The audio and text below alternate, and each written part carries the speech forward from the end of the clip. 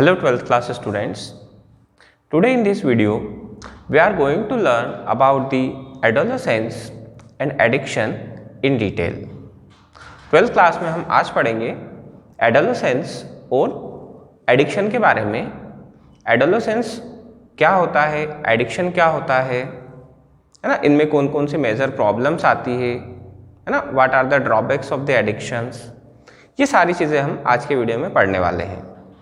तो बच्चों सबसे पहले तो हमारा जो टॉपिक है, टॉपिक की जो हेडिंग है एडोलेसेंस. एडोलेसेंस के बारे में हम पहले समझते हैं कि एडोलेसेंस होता क्या है ना. तो adolescence is actually a period of age. ये एज का एक पीरियड होता है ना. इसको हम समझ सकते हैं कि from the puberty to the completely sexually matured age है ना. प्यूबर्टी जब सेकेंडरी सेक्सुअल कैरेक्टर अपीयर होना स्टार्ट होते हैं है ना. प्यूबर्टी किसे कहते हैं हम? The time at which the secondary sexual characters starts appearing. वो प्यूबर्टी की एज होती है. देन प्यूबर्टी की एज के बाद से जब कंप्लीटली सेक्सुअली डेवलप हो जाता है पर्सन, तो इन दोनों के बीच का जो गैप है ना 8 से 10 साल तक का, इसको हम बोलते हैं एडोलेसेंस. अब एडोलेसेंस एज इतनी इम्पोर्टेंट क्यों है कि उसमें हमें एक टॉपिक पूरा का पूरा पढ़ना पड़ेगा, पूरा एक टॉपिक दिया हुआ है ना. तो बच्चों एडोलेसेंस की एज हमारे लिए इसलिए भी सबसे ज़्यादा इम्पोर्टेंट है क्योंकि यहाँ से, इस एज से कुछ भी अच्छी आदतें, बुरी आदतें, जो भी हमारी हैबिट्स बनती हैं, वो सभी हैबिट्स हमारी बनती हैं एडोलेसेंस से. ठीक है बच्चों. तो एडोलेसेंस में हम बात करें तो 3 तरह के मेजर चेंजेस हमें दिखाई देने लगते हैं किसी भी पर्सन में, है ना. तो एडोलेसेंस में कौन कौन से चेंजेस आते हैं, किस किस से रिलेटेड है, वो हम देखें.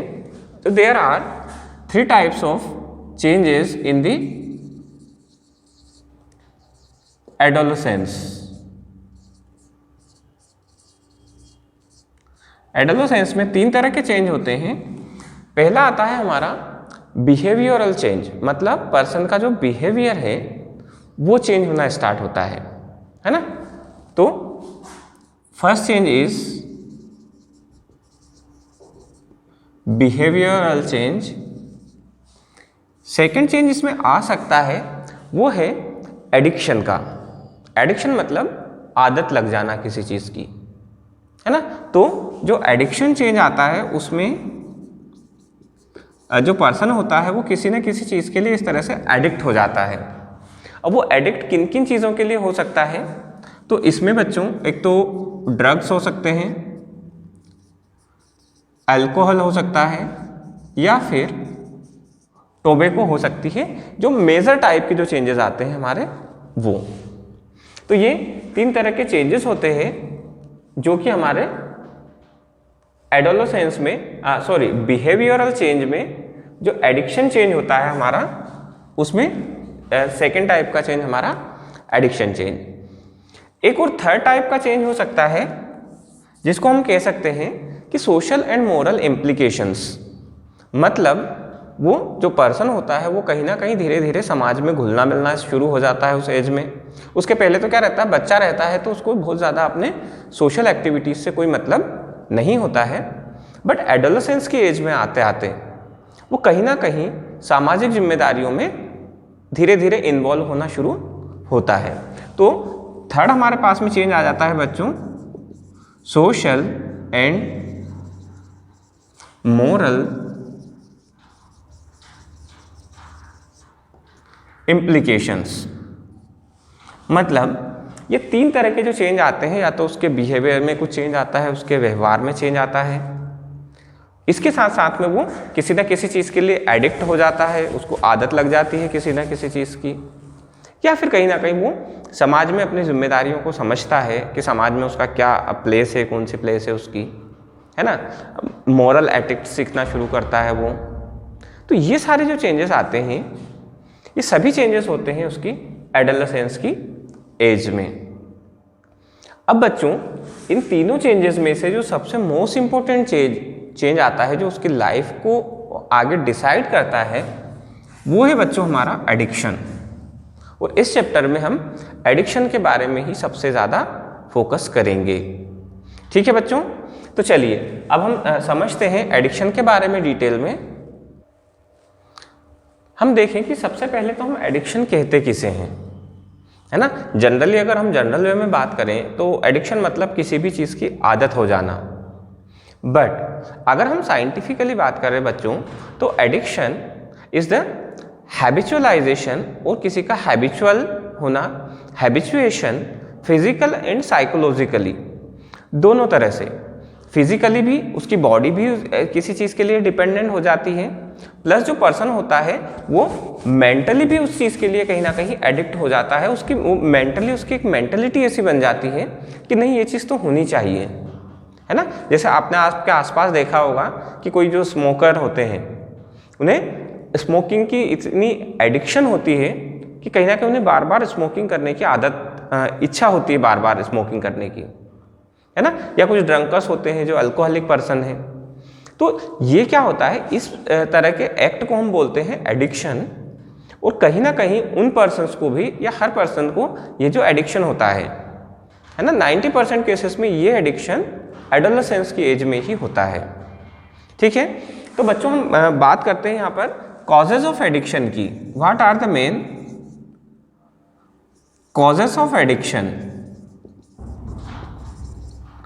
अब ऐसा क्या कारण हो सकते हैं जिन कारण से कोई भी पर्सन इन गलत चीज़ों के लिए आदी हो जाता है, एडिक्ट हो जाता है, वो उनके लिए हैबिचुअल होता है, क्या कारण है ना। तो इसके कई रीज़न सामने निकल करके आते हैं। जब हम उनको साइंटिफिकली स्टडी करते हैं तो बहुत सारे रीजंस निकल करके आते हैं। चलिए हम उनको वन बाय वन करके देखते हैं। तो सबसे फर्स्ट तो चीज़ आती है कि एडोलेसेंस में जो पर्सन होता है वो कहीं ना कहीं खुद को इंडिपेंडेंट करने की या इंडिपेंडेंट समझने की कोशिश करता है। तो वो कहीं ना कहीं सिर्फ फन के लिए, मज़े के लिए भी इन चीज़ों को ट्राई करने की कोशिश करता है ना। तो पहली चीज़ तो हो सकती है फन एंड स्टिमुलेशन, मतलब उसके पास में कोई भी रीज़न इसके लिए नहीं होता है करने के लिए, वो सिर्फ एक मज़े के लिए बस कि हाँ ये चीज़ करना चाहिए, इसलिए वो ऐसा करता है। एक रीज़न ये हो सकता है बच्चों कि जैसे कोई पर्सन है वो स्मोकर बनता है, तो उसकी फैमिली में अगर कहीं हिस्ट्री रही है, उसकी फैमिली में कोई भी उसके ग्रैंडफादर है, उसके फादर है या अंकल है या कोई भी फैमिली मेम्बर अगर इन चीज़ों के लिए एडिक्टेड है, तो उस केस में भी कोई पर्सन जो है वो जल्दी एडिक्ट होता है इन चीज़ों के लिए। तो सेकंड क्या हो सकता है हमारे पास में, फैमिली हिस्ट्री। अगर किसी की फैमिली हिस्ट्री ऐसी है तो हो सकता है। अच्छा, कोई कुछ ऐसे हमारे यहाँ पर समाज है, ऐसी सोसाइटीज़ है जहाँ पर अल्कोहलिक होना उनके लिए एक नॉर्मल सी कंडीशन है, मतलब उनकी एक वो सोशल स्टेटस माना जाता है उस चीज़ को। तो कहीं ना कहीं बच्चों के ऊपर भी वो सोशल प्रेशर होता है उस चीज़ के लिए कि नहीं ऐसा करना है। तो वो इस एज में, एडोलेसेंस की एज में जा करके वो प्रेशर उनके ऊपर ज़्यादा आता है। तो इस कंडीशन को बच्चों हम बोल सकते हैं, जो थर्ड रीज़न है वो हो सकता है सोशल प्रेशर। एक सोशल प्रेशर हो सकता है, फैमिली हिस्ट्री हो सकती है ना। कई बार आपने ये देखा है कि टीवी में आजकल तो गवर्नमेंट ने बैन कर दिया है, नहीं तो पहले स्मोकिंग के ऐड आते थे कंटिन्यूसली, अल्कोहल के ऐड आते थे। तो ये जो एडवर्टाइजमेंट है, एडवर्टाइजमेंट में इस तरह से रिप्रेजेंट किया जाता था इन चीज़ों को कि अगर ऐसा किया है हमने तो हम कोई भी काम आसानी से कर सकते हैं, है ना। We can do the impossible work by having the either by smoking or by drinking. So these are the advertisement or commercial advertisements are also the major reasons of being addicted for a person. So the fourth reason is commercial advertisement, है ना। आपने देखा होगा कि Mountain Dew P करके कितनी बड़ी से बड़ी पहाड़ी पर भी हम चढ़ सकते हैं।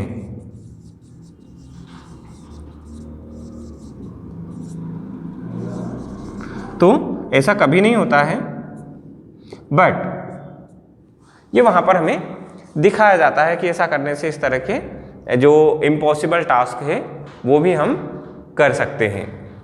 कई बार ऐसा होता है कि बहुत ज़्यादा हमें काम करने की इच्छा होती है, तो उस कंडीशन में भी जो ड्रग्स होते हैं वो एक they increase the body power for very short period of time, बहुत कम टाइम के लिए एक बॉडी को पावर जनरेट करते हैं ड्रग्स। तो इस कारण से भी will of doing more work में also be the reason for being addicted. So the fifth reason is will of doing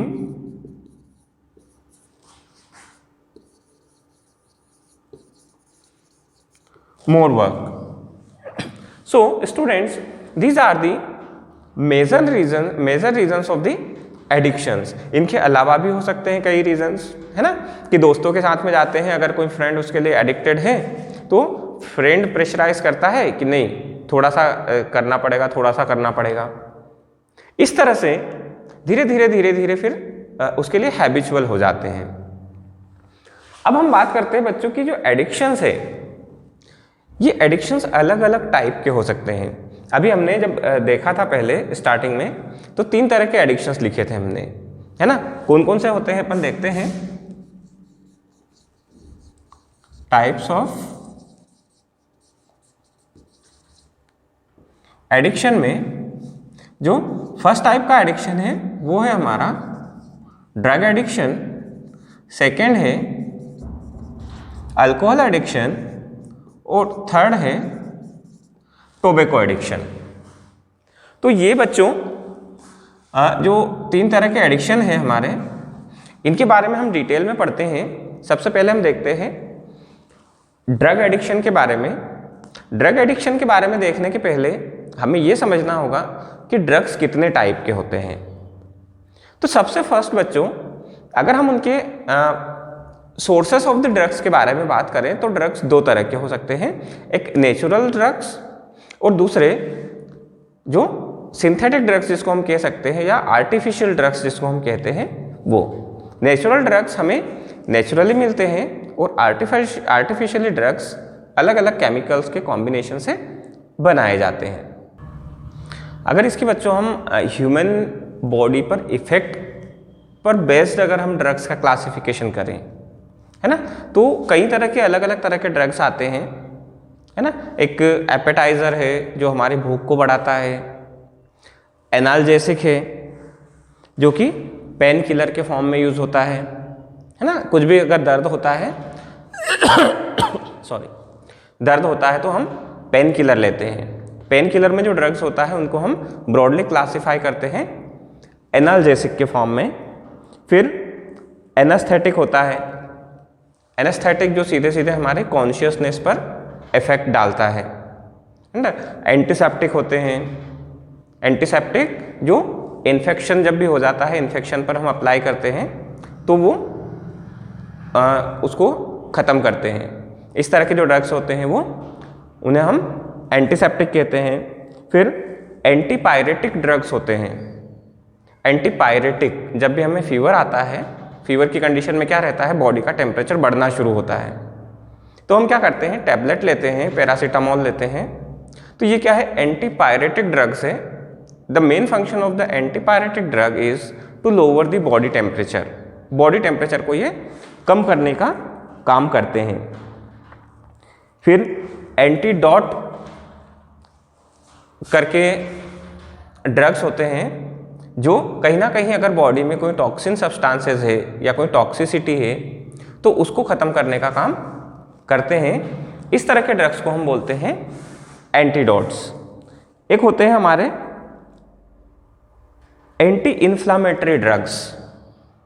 anti inflammatory मतलब जो बॉडी में जब भी इन्फ्लेमेशन होती है, सूजन आती है, इस तरह की सूजन को कम करने का काम करते हैं। तो बच्चों ये तो हुए हमारे types of drugs on the basis of their effect on the body.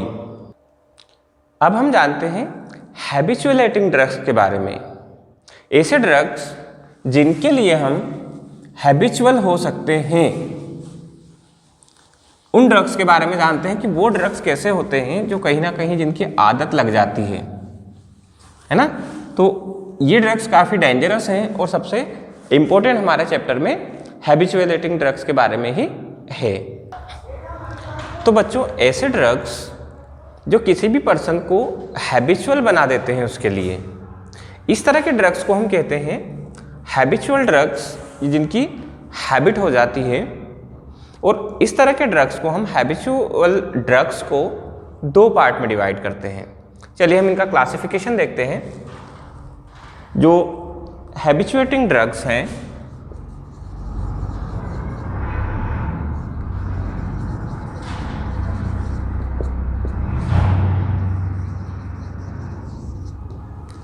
अगर हम इनको ब्रॉडली क्लासिफाई करें तो 2 तरह के ड्रग्स में 2 तरह के पार्ट में डिवाइड इनको हम कर सकते हैं। एक होता है साइकोट्रोपिक ड्रग्स,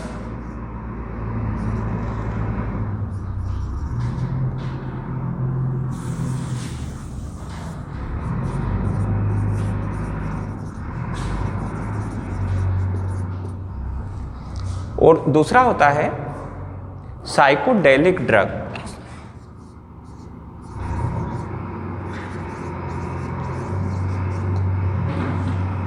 अब हम देखते हैं कि साइकोट्रोपिक और साइकोडेलिक ड्रग्स में मेनली क्या डिफरेंस होता है। इनको जब हम बच्चों फर्दर क्लासिफाई करते हैं तो हमारे पास में 4 तरह के साइकोट्रोपिक ड्रग्स हैं और 2 तरह के साइकोडेलिक ड्रग्स में आते हैं। तो सबसे पहले हम देखते हैं कि how many types of psychotropics drugs are there. सबसे फर्स्ट चीज़ आती है हमारे पास में ट्रैंक्विलाइजर्स,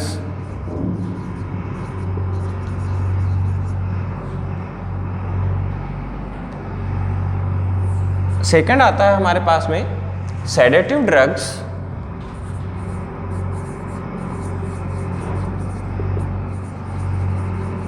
अभी हम एक एक करके इन सब के बारे में डिटेल में भी समझेंगे कि सेडेटिव क्या होता है।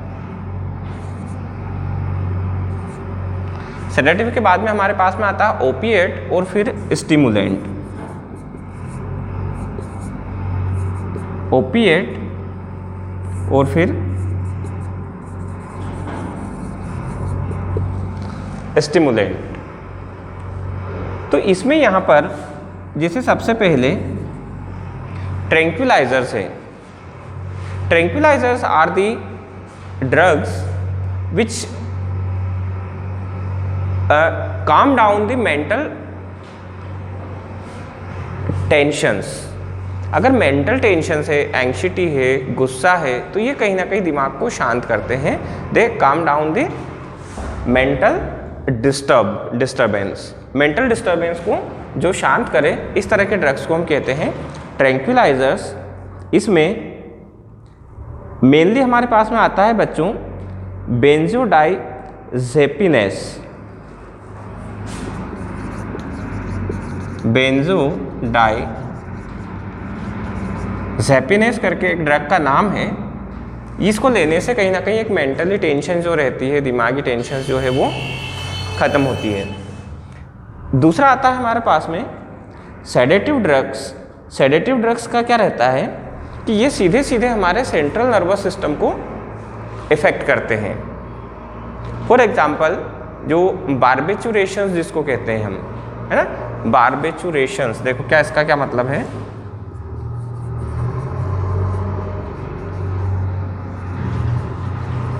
आपने नींद की गोली का नाम सुना होगा। नींद की गोली जिसको खाने से नींद आ जाती है, तो वो एक्चुअली क्या करती है, हमारा जो सेंट्रल नर्वस सिस्टम है, सेंट्रल नर्वस सिस्टम को हमारे सोचने समझने की ताकत को ख़त्म कर देती है पूरी तरह से। तो वो होते हैं हमारे सेडेटिव ड्रग्स। तीसरे आते हैं ओपिएट। ये ओपिएट जो है ये भी सीधे सीधे हमारे सेंट्रल नर्वस सिस्टम को डिस्टर्ब करते हैं, सोचने समझने की शक्ति को पूरी तरह से ख़त्म कर देते हैं, है ना। और ये हमें मेनली जो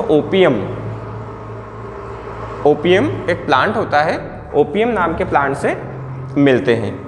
और थर्ड लास्ट आते हैं हमारे पास में स्टिमुलेंट। स्टिमुलेंट मतलब ऐसे ड्रग्स जो हमारे नर्वस सिस्टम को कंटिन्यूअसली स्टिमुलेट करते रहते हैं, उसको हमेशा एक्टिवेट रखते हैं।